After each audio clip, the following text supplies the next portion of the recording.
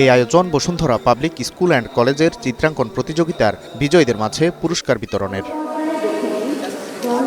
মুক্তিযুদ্ধ ও জুলাই গণ অভ্যুত্থান শীর্ষক এই চিত্রাঙ্কন প্রতিযোগিতায় অংশ নিয়েছিল প্রায় ৬,০০০ শিক্ষার্থী, যাদের মধ্যে বিজয়ী ঘোষণা করা হয় ১৪৩ জনকে। শনিবার সন্ধ্যায় ইন্টারন্যাশনাল কনভেনশন সিটি বসুন্ধরায় আয়োজিত অনুষ্ঠানে বিজয়ীদের হাতে পুরস্কার তুলে দেন জুরি বোর্ড প্রধান চিত্রশিল্পী মনিরুল ইসলাম।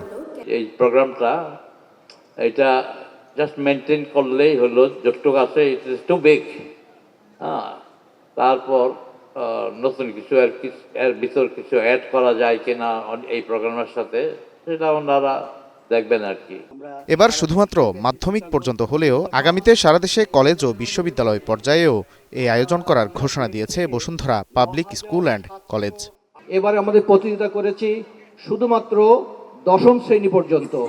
ইনশাল্লাহ আগামী বছর থেকে এবং পরবর্তীতেও আমরা এটা কলেজ এবং ইউনিভার্সিটি পর্যায়ে এই প্রতিযোগিতা আমরা আয়োজন করব ইনশাল্লাহ, এবং আরও বড় পরিসরে করা হবে।